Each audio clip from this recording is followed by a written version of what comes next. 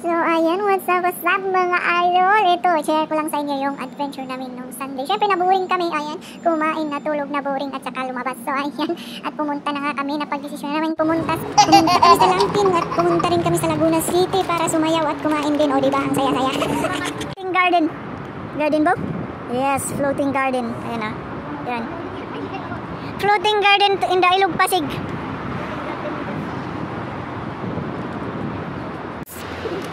Oh, genius number 1. Oh, genius number 1. Number 2. Oh. Oh, Magna Ijay Stage. Magna cum laude. Uy, suma sanggap.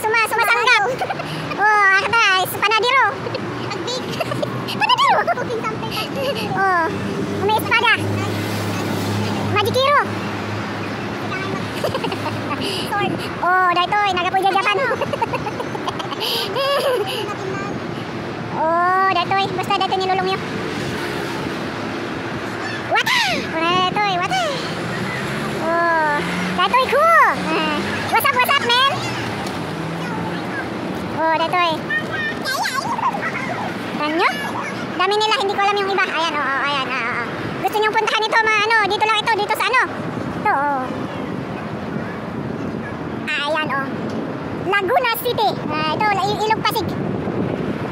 Ayan, ang dami, oh.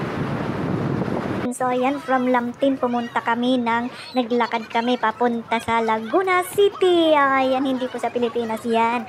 Dito lang po yan. Dito lang sa tabi-tabi. Ayan na nga. Siyempre, dito sa Hong Kong, meron din silang Laguna City. So, ayan na nga. Pumunta kami doon at napakaganda ng mga tanawin. At saka from Laguna City doon sa river, basta river Pasig din doon sa may river kasi doon. Tapos pumunta na naman kami from the river to the park promenade. So ayan, pumunta kami doon sa promenade. Napakaganda nung promenade na yun.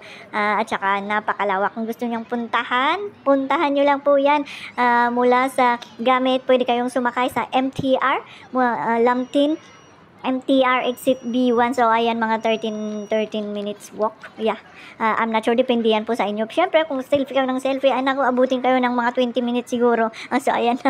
At pwede rin kayo sa Kwantong MTR station. So ayan, from Kwantong MTR station exit D1. So ayan, mga 15 minutes din. So ayan, pero kung gusto niyo lang malapit talaga siya sa katotohanan, pwede rin kayong sumakay ng ferry. Ayan, from ferry, sasakay kayo ng ferry from North Point Ferry Pier. Siyempre, from Ferry Pier, North Point kayo magagaling. Pupunta kayo sa Lampin Ferry Pier. So ayan, pagbaba nyo dito sa Ferry Pier ng Lampin, ayan, makikita nyo na itong promenade na ito.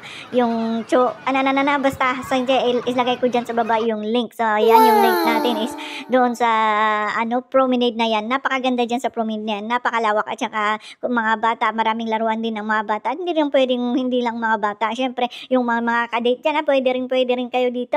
So ayan na nga.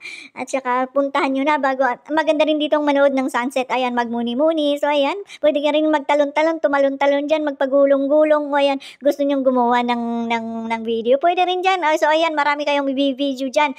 Marami kayong pwedeng gawin dyan. Magtambling-tambling, magpagulong-gulong. So ayan, magsayaw-sayaw dyan kung saan-saan na yan. O sige. Oh, tingnan nyo to, di ba? Napakaganda ng sunset dito. Pagmasdan mo na, makakalimutan mo lahat ng mga problema mo, yung mga stress mo, lalong-lalo na yung mga utang mo, pwede mo rin kalimutan dyan pag tinitingnan mo yung sunset. Lalong-lalo na naman pag mayroong kang katabi dyan, oh. So, ayan, sasabihin nga sa'yo, gusto mo ng kape? Aba, gusto ko rin talaga ng kape. Ayan, di ba? Lalong-lalo na pag winter, nako, maupo ka lang dyan ng buong araw, nako, maglatag ka dyan. Pwede ka rin mag-tent dyan, oh. So, ayan na.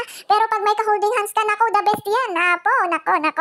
Oh, sige na, malapit ng February 14, puntahan nyo na yan, mga idol.